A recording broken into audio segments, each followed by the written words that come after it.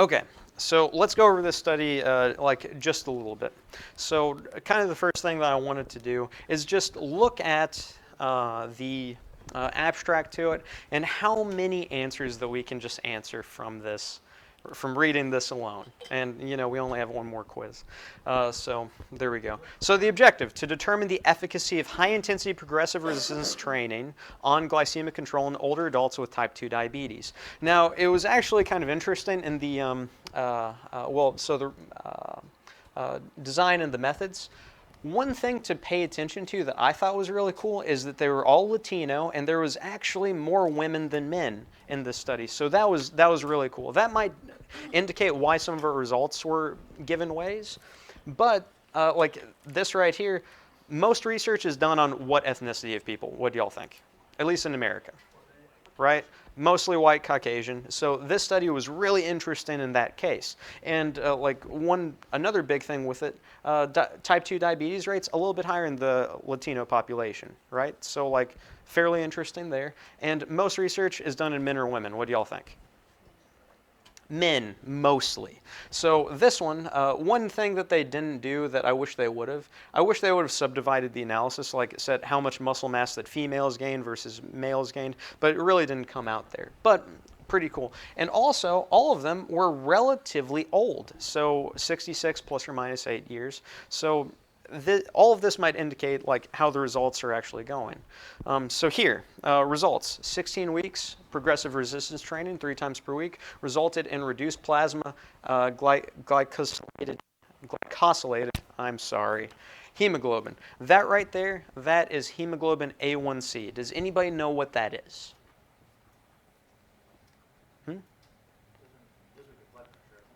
No. So here's something to like, so no one Googled it after reading this. How easy would it be to Google this? Probably one of the easiest things that you could possibly do. Okay, so like, if you don't know something, it would be good to Google it or ask, right? So interesting thing here, glycosylated hemoglobin. Hemoglobin A1C is what it's frequently called. This is your hemoglobin, like your red blood cells. If your blood sugar is really high over the course of months, days, weeks, it glycosylates more of the hemoglobin. So it's a really good proxy for what your average blood glucose levels are all of the time. Does anyone know how long a red blood cell lasts? Like what the turnover rate on them is? No? 3 months. 3 months typically. So glycosylated hemoglobin, this is essentially the 3-month average on what they're circulating like blood glucose is. Do you think that's important for diabetes? Right? Now, something interesting here, that went down, but like fasting glucose didn't really go down. So fasting glucose is a really small snapshot of like, hey, what's your glucose right now at this moment in time? Right? So blood glucose can go up and down for all sorts of reasons. You didn't sleep well, you did sleep well. You did exercise, you didn't exercise. But glycosylated hemoglobin, that one doesn't really go like up or down based on anything. Like it takes 3 months for it to actually change. Y'all good with this? Okay, cool. So like really good measure right there. And like we actually don't have a thing like that because they're really expensive. Increased muscle glycogen stores, that makes sense. Reduced dose prescribed diabetes medication, 72% of exercises compared with the control group. So dose of prescribed medication went down by 72%. That's really good. Control subjects showed no change in glycosylated hemoglobin, a reduction in muscle glucose, and a 42% increase in diabetes medications. PRT subjects versus control subjects also increased muscle mass. However, I don't believe it was statistically significant. Their blood pressure systolic went down a little bit and decreased trunk fat mass. So overall, like pretty interesting study. So let's look at like what the purpose was. This is one of the first studies to do this, to see if you can lift weights, like just lift weights, and that could control your type 2 diabetes, right? So like the purpose here, like I could read that to you, but like I'm not going to, right? So like everyone sees the purpose of this, right? So exercise is good for you. It prevents diabetes. Everyone digs that, right? But like most of the research is related to like aerobic type of things and like lifting weights. That's really good for all sorts of things, but like testing this too. Okay, so let's look at the intervention. What did they do exactly? And why would we look at the exact intervention? What do you think? Do you think any of you are going to work with old people that have diabetes? Right? Yeah, yeah. So like this had relatively positive results, right? Like can we all agree with that? Like a 72% reduction in taking medicine that is probably bad for your liver, right? Okay, so if we mimic this in somebody that we have, right, then these are the results that we would expect. Now, like, I don't think there's really anything about, like, this probably would work out in, like, black people or white people or Asian people or whatever. That probably doesn't have much to do with it, but this fairly interesting in and of itself. So right here, they showed pretty well, like, how they got different people in the study and where different people, like, dropped out at. Now, for all of you with your method section, I'd like you to present me something like this, right? So this is a flow chart of how you obtain people in your study. Go back and look at it. Like it's really easy to follow, right? Like everyone's pretty good with this, right? So like whatever population you're getting from it, like some people couldn't do it due to time constraints, 10 people couldn't do it due to time constraints. Like they tried to get 100 people, 10 couldn't do it there, 13 couldn't do it there.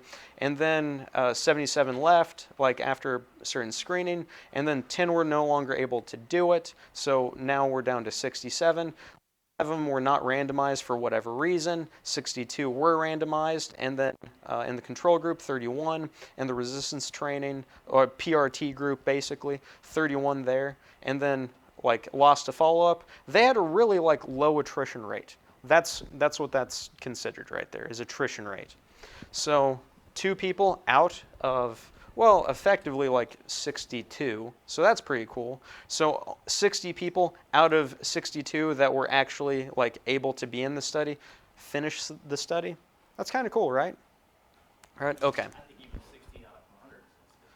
Oh, yeah, super awesome to like get people through it, right? Yeah, I don't know, I think that's great, right? Now here, I'm going to read a lot of this to you because I think that this is, I like how simple it was. So subjects exercised at the whatever center it was 3 times per week. Each supervised session lasted around 45 minutes. So like, not even 3 hours a week to reduce how many drugs that they have to take to maintain their blood glucose, right? Not even 3 hours a week, right? It's something I talked to some of the other professors in the department about. How I see exercise is basically like brushing your teeth. It just takes an hour to do, right? Does anyone else see it that way? Right? Like I have to get on a bike and brush my teeth for an hour, right? But like, hey, if you never get cavities, it's pretty good, right? So, all right, moving on from there. Clearly, y'all aren't liking my analogies. That's okay. Hey, they weren't good this morning either. 45 minutes, and this included a 5-minute warm-up, so 6 chair stands, so literally standing up and down out of a chair 6 times. That's what that means, right? And then having a 1-minute brisk walk around the exercise facility. That was their warm-up, right? So how long do you think that took? 1 minute and 6 seconds maybe, right? So I mean, they were in their 60s, so maybe it took 1 minute and 12 seconds. But so really fast to warm up, right? So like, do we need a 5-minute warm up? According to this research, hell no, we don't. All right, next thing. 35 minutes of progressive resistance training using 5 pneumatic resistance training machines. So how many of y'all lift weights? Okay, like probably everyone should. Like it's good for you. It prevents diabetes, as you can tell, right? Or like at least makes it like less not good. How many different movements do you do for your biceps or triceps or calves or neck or fingers or wrist? Right? Anybody? Not too many? Yeah. Well, here's the simplicity of this that I think is so great. They did a chest press a leg press, an upper back machine, which, what does that mean? It's probably like a lat pull down or some type of row, something like that. And then they did a knee extension and knee flexion machine. And that is all they did. That is it. And they did that 3 times a week. And they did, I think, next, like 3 sets of 8 repetitions on all of that, right? How little is that compared to what everyone else is doing, right? Who does 5 sets of 10 on like bicep curls on like Fridays or Thursdays before you're going to go out to the bar? Guys? No. Right. Well, like, they're not working, Ari. It's unless it's just covered by that jacket, you know, so that's all right. Oh, no, like, I mean, hey, like, you already have a girlfriend, so it's like you don't have to look good anymore. It's all right. Joking. All right, do y'all see how little that is? This is such a small amount of things to do, right? Yet most people do not do it.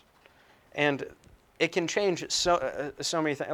Like, is this not baffling to anybody, right? Like, most exercise programs are like, okay, I'm going to do like 3 different movements just for my quadriceps. And then I'm going to do like 5 different movements for my calves. All nonsense. To be healthy, you don't need to do any of that. All good? Right? Y'all get it? Okay. So what happened, basically? Hopefully these charts make sense to you. So really, it's just like here in the PRT group and here in the control group, 31 in each, there was baseline and then the final on all of these. So like, let's just look at what happened. The glycosylated hemoglobin, or the hemoglobin A1C, that went down quite a bit and in the PRT group, and the control group stayed approximately the same. Now, it didn't go down enough for them to not be considered diabetics, but it did go down a fair bit. Now, like, here's kind of a thing that statistically, if you want to make a study seem like it's more than what it is, do y'all see right here 8.7 in the baseline in the PRT group? 8.7, that's higher than 8.4, right? So if you have an elevated like level right there in the experimental group, the change can look like it's much larger. Does that make sense to everybody? Right? So like the change in these numbers actually isn't that much. So like 8.7 to like an 8.4, if it went down like that consistently, it would still be a significant finding. Hopefully you see like the p-value, that 0.01, like if you remember what all of that type of stuff means from last class. So are y'all picking up what I'm putting down? Like if they didn't randomize it and like I measured everybody who had like a high hemoglobin A1C level and I put you in one particular like group, the experimental group that I wanted to change a lot. So people who typically have really bad values are more responsive to whatever intervention that we're trying to put them through. Does this make sense to everyone? Now, they randomize it, so I don't see anything insidious here, but that's one thing that some researchers actually do. Next thing, muscle glycogen stores. It went up a little bit, so that was pretty good. Fasting plasma glucose concentrations, that didn't change. And we would if someone got better like at diabetes, right? Right, everybody? Right, everyone knows what diabetes is, right? High circulating glucose. But like those are 2 different measures. Like if they didn't do this hemoglobin A1C, we wouldn't say anything changed about their like diabetic condition, right? Right, so that was a really crucial thing for them to do. Triglycerides, that changed a little bit, but not too much. Systolic blood pressure, that went down, pretty cool. Heart rate didn't seem to change. Now here, body weight didn't change in either of these cases, so 79.3 to 79.5, big standard deviations on all of this. Whole body lean mass, now here, what is that? Let's just say that that is 1 kilogram increase. 1 kilogram increase. So you lift weights for 12 weeks and you gain around 2.5 pounds of muscle. Right? Does that sound good? I mean, like, it really isn't that much, but one of the problems in this analysis is that, like, males and females are both in there. Like, maybe the males gain, like, 5-10 pounds, and the females who typically gain a little bit less muscle throughout the course of these things. So it's a bit hard to actually understand what's going on there for whole body lean mass. But overall, didn't really seem to matter too much. Measured a couple of other things. Really probably the biggest finding here, and this is why I think lifting weights, especially even in this machine state, is so important. This leisure physical activity score and this household physical activity score, do y'all see how much those numbers went up relative to the other group? Right? Now, however they're measuring it, it doesn't really matter. But these people are able to get around and just move more on their own unassisted. Isn't that pretty cool? Right? So, does anyone want to be taken care of by your children whenever you're super old? Right? Or would you rather not be a burden on them and be able to move around just fine? Right? Yeah. Well, hey, my parents, I just say, hey, you should have lifted weights 20 years ago. I don't care. Right? No, we knew the data back then. We did. Because, okay, when was this? This was 18 years ago. So we knew it back 18 years ago. So there we go with that. All right, moving on. This thing right here, I don't know. I thought this was so cool. That's why I'm highlighting it. Diabetic medication regimens were reduced in 22 of 31 people in the progressive resistance training thing. 22 of 31 people. Now, I mean, hey, 30 people, that's not even that many, but that's a pretty high success rate. Do any of you know anybody who has diabetes? Right? Do they like taking their meds? No. Do any of you want to inject insulin into your body? Right? Me neither, right? So right there, I don't know, isn't that so cool? No? Okay, cool. All right, moving on. So some conclusions with this. Essentially, that lifting weights just alone can be a pretty good thing to do with standard care of type 2 diabetes. It's hopefully all of this makes sense to all of you, right? It's that's why I had you read this paper, because I mean truthfully it's a relatively poorly put together paper, but it has some really good findings that I don't know, I just think are super awesome for all of us. Okay. Let's move on to your assignment. There's 12 different sections. Again, a couple of things that I said about the. Any questions about the RCT paper? No? Okay, cool. So the assignment. What you need to do, probably find a human study that's a randomized control trial where they did something, there's some changes over time. We need to see some longitudinal changes over time. It is due on the 6th. Now, in this paper, I've already said this, so I'm going to try to say it quickly. It needs to be an experimental research article. Do it on a Word document, not continuous. Break it up into sections. Do not copy and paste anything. I will be doing the what's the thing that checks if you plagiarized? Yeah, turn it in, whatever. So if the percentage is too high, 0. So cool. You get it? All right. So don't copy and paste just from the results section. All right. These 12 different sections. Hopefully you read my paper. Because I'm going to go through these really quick because I can already tell numerous of you have already looked at the clock. So I mean that doesn't make me self-conscious at all. So great. It's yeah, but man, yeah. Hey, I was alone on Valentine's Day, Ari. It's all right. No, my dogs were with me. My dogs were with me. Daisy and Lily. Yeah, Daisy and Lily. Yeah, I was with 2 women that day. Wow. Right? Really? Dude. Gosh, what are... Is this a no-fault divorce state? Ah, man. Okay, moving on. This is being recorded. Okay.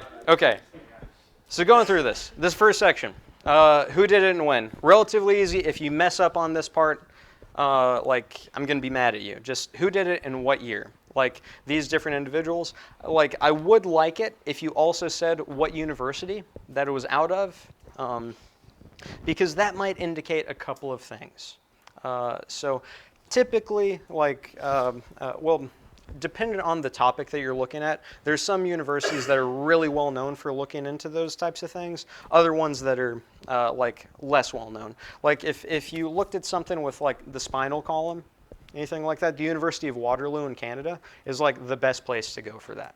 Or like McMaster University, like also somewhere in Canada. I forget where that is actually, but like they do almost all the best protein research that there is. So it's yeah, I don't know. Like here, all of this was done like at Auburn University, so like we did okay research with these things. But there you go with that. What had been done prior to this paper? Essentially, you're going to get all of this out of the introduction section. So you need to analyze and cite the other papers that they're talking about, like the story that they're building. This section will be a bit long. Like I'm expecting approximately like a page or so, like getting you up to speed on what happened there. So in my case, my paper referenced that like high protein diets are related to increasing muscle mass or improved muscle mass. Human research has shown that KD can a ketogenic diet can support muscle mass. However, like there is some cell signaling and some animal research that indicates that it actually might inhibit muscle mass. Therefore, that's why we're doing this. Everyone good with that? That makes sense? So essentially, without plagiarizing, pretty much put the introduction that they wrote into your own words. Like, get me up to date on it because I will read the papers that you pick. If it seems screwy, but I don't want to have to. All right. Next thing, what was missing in the current body of research prior to this paper? So they'll likely state it somewhere like near the end of it, probably prior to the purpose statement. So like in my paper in particular, really what was like lacking was that there was some conflicting findings regarding like what the ketogenic diet could actually do in terms of both muscular performance and maintenance of muscle mass. So that's why this why this research was actually done, because there wasn't any consensus and really wanted to just state like, hey, this is what we found, that it was either good or bad. All right, next section. Who did they perform the experimental intervention on? Who were the participants and their characteristics? So this, really crucial to have this done on like humans, so find a paper where it's done on humans. And tell me everything from the paper that you can figure out about those individuals, like what their BMI was, what like how old they were, what their exercise history was, what was their previous like diet and like nutrition like. Just about anything that you can find in the, typically it's called like a participant demographics or subject demographics section. There's going to be like probably a table or a paragraph or so about that. So try to explain to me what's going on there. All right, next thing. This is where you explain as in depth as you possibly can without plagiarizing what the intervention was. What did the experimental group have to do, and what did the control group have to do? So I could talk on and on about like the study design of my paper, but like I'm not going to. You could read it. But like this, it's normally explained in plain English pretty well in most of these. All right, next thing. What happened? And this section can be really long too. So the results, there's a bunch of different variables, right? So do not make a table, anything like that. Like you could do a bullet point list of the different variables. So like the RCT that we were talking about before, I don't know how many variables there were. It's like what happened to LDL cholesterol, HDL cholesterol, triglycerides, muscle glycogen. You would have to explain what happened to all of those. And I was like on my way of doing it before, but like I realized I'm running out of time. So explain that part. Next thing, the magnitude of the results. This is the most important thing. The most important thing by far. So my study right here, it was 12 weeks, 12 weeks being on a ketogenic diet. Whenever I'm talking about magnitude of results, you really need to like look at the graphs and figure out the numbers and make it into something that you can understand. So my study in particular, the KD group or ketogenic diet group lost 3 kilograms over the course of that 12 weeks. Typically, whenever we talk about weight loss, how many pounds are you supposed to lose a week? 1 to 2, something like that. So a 500 calorie deficit every day that yields to about 1 pound per week. So like 500 times 7, that's 3,500, right? That's a pound of fat, give or take, right? But in here, the 12-week study lost 3 kilograms, so that's 6.61 pounds, right? So that's like half, basically. Let's just say it's 6 pounds. So losing like half a pound every week. And keep in mind, like all of you know what a ketogenic diet is? Like no bread, no pasta, no sugar, no sweets, nothing like that.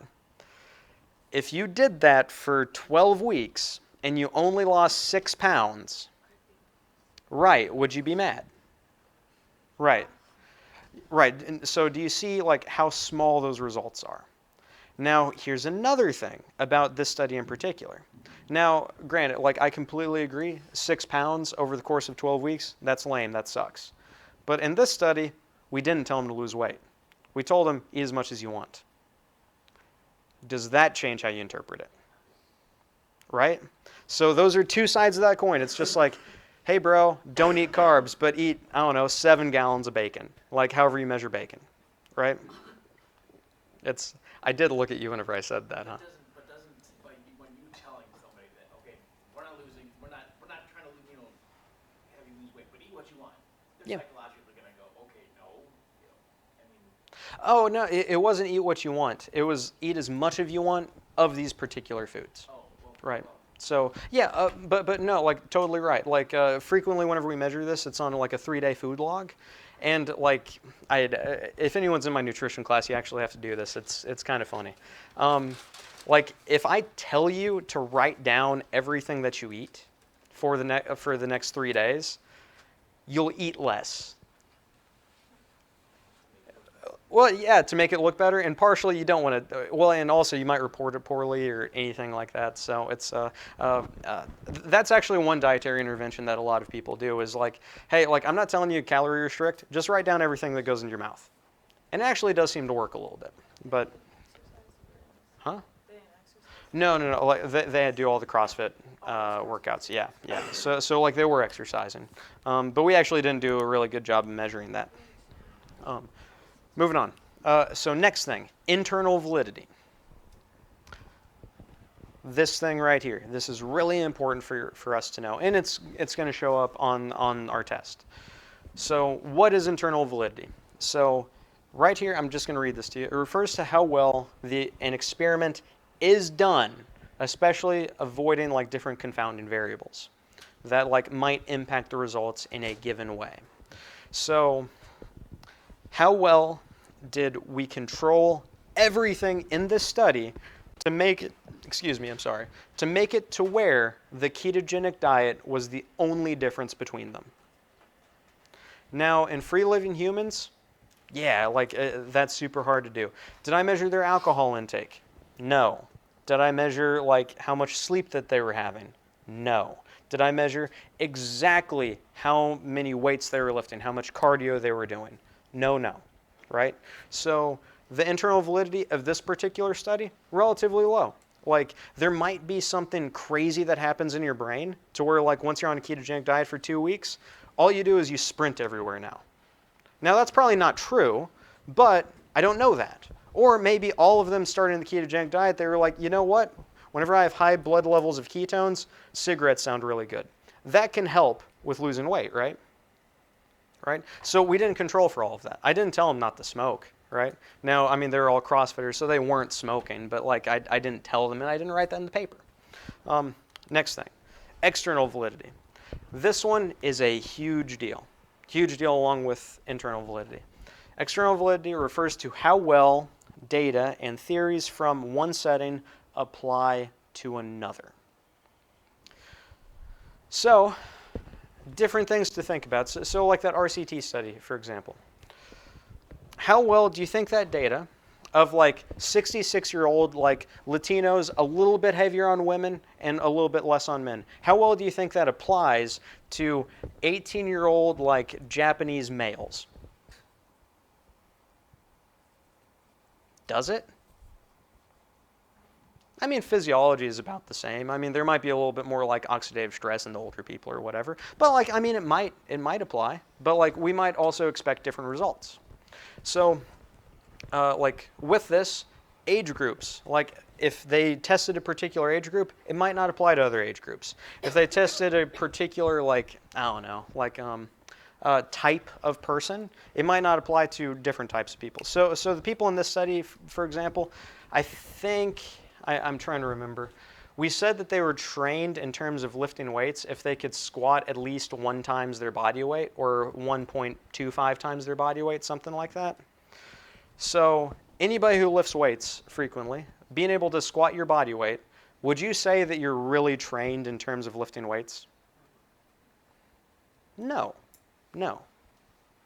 But so would this apply to the most advanced, super elite, like crazy athletes? No. No.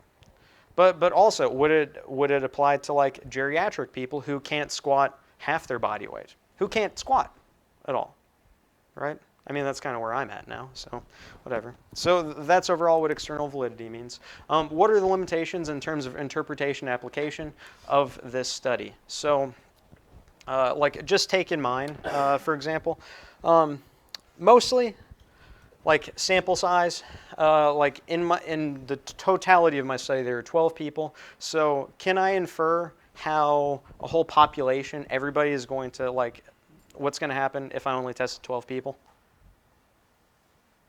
Of course not. Of course not. Like if I just randomly selected 12 CrossFitters, I have no idea what's going to happen in normal people, right? It's and most of them were around 31 years of age, mostly men. Also, the duration of the study, it was only 12 weeks, and I actually remember after the end of the 12-week study, we all went out for pizza and ice cream. Is that keto? Anybody? No, of course not. So did any of them maintain a ketogenic diet afterward? No. So that was great. They all gained the weight back. Oh, no, like they definitely could. And like actually a few of them did. Really something kind of cool happened. We had one lady in the study who she was a diabetic, and after the 12 weeks, she went back to the doctor and she got off all of her medications. Like that didn't show up in the study, but that was probably one of the best things that ever happened to me whenever I was at Auburn. Like this one lady, she went from being a type 2 diabetic to not being a type 2 diabetic, and that was, I don't know, I thought it was pretty cool. Oh yeah. But like, I mean, I didn't get paid for it, but you know, it's okay. There are a couple of other things. Next thing. Something to keep in mind. Funding resources or conflicts of interest. So there should be a section on a paper that talks about this. And I think it's obvious, right? That like whoever's paying me might indicate what I'm going to say or how I interpret some data, right? Is everyone cool with that, right? So 2 people on this particular study, and this is actually our conflict of interest. Ryan Lowry, actually Dr. Ryan Lowry now, and Dr. Jacob Wilson, they wrote a book called The Ketogenic Bible. Do you think that they're biased on what the ketogenic diet should do? If they wrote a book called The Ketogenic Bible, right? Now, unless the first like couple of things are like keto's a sin, you know, it's just like the Lord made bread and you should eat it. It's, you know, but well, hey, that's communion though, right? Body of Christ, bread, gluten. It's okay. So like there's a particular thing there. Like pay attention to that, and how does that change your interpretation of the results? Which in my study, like it should make you more strict on the results. It's just like I'm not like this might be cool, but they also might be doing some like tomfoolery in it or whatever. Right? Are y'all good with this? Right? Now, like I can assure you that like since I ran the entirety of the study, like Ryan and Jacob, they were actually in Tampa, Florida the whole time I was doing it, so they didn't influence me like one bit. And like they actually offered me a job and I didn't take it. So it's but like you wouldn't know that just by reading the paper. That like no, like I was actually honest in how I got all the data. Um, but this goes into this next slide. What are your own biases in the particular research area? So like for me, if I was analyzing this paper myself, my own bias is that like this wasn't my dissertation, but my dissertation was on carbohydrate restriction. So like if any of y'all know me, like you know like I'm cool with the Atkins diet and like not eating carbohydrates and all that type of stuff because that's what funded me through grad school is like doing research on that. And like I don't know, I've done it, numerous people I know have done it, and almost everyone's had good results. So like those are some of my own biases on it. Moving on, just a little bit, 5 more minutes. So like I'm going to cover this, like just in terms. So like your own biases. That's the last thing you have to answer for your paper. But here's a question: how long do y'all think it took me just to collect all the data on this paper? So keep in mind, there's only 12 people in the study. 12 people, and it took 12 weeks. How long do you think it took? Just to collect the data, not writing, analyzing, anything like that. 12 weeks? Oh, no, I mean, like, yeah, like I didn't watch them throughout the night, and it's just like, is that some bread? Put it down, right? Now, I should have done that. What do y'all think? So no one's going to answer, right? No one's going to answer. Cool, great, yeah. Never go out on a limb. Right, so that's cool. So right here, here's the totality of the study. This initial meeting, getting informed consents, group assignments, and like teaching them about the ketogenic diet. That took me about 2 hours to do. 2 hours for all the 12 people. And that's kind of lowballing it a little bit because like so many of them texted me all the time. It's like, hey, is this keto? No. You know, so like that was great. Next thing here. Time 1, like body composition, metabolic assessments, blood collection, doing a VO2 assessment, and diets begin. That took me at least 5 hours that day. Like 5 hours straight of running tests on people. Has anyone ever done that? Right? So I mean, like it's not terrible, and it was actually pretty easy. Down there, strength and power test, max out everybody. That took 3 hours. Doing it again, another 3 hours. Body composition assessments, 5 hours. Test strength power test, another 3 hours. This was just collecting data on like 12 different people, right? 21 hours. Yeah, 21 hours. 21 hours. Now, also here, I measured their ketone bodies in their blood every week. So I had to measure everyone every week. There's actually one guy that I had to drive to a different town in order to stick him and like get his blood. So that I didn't include that in here. But each one of these took 12 hours. So 21 plus 12, 33 hours.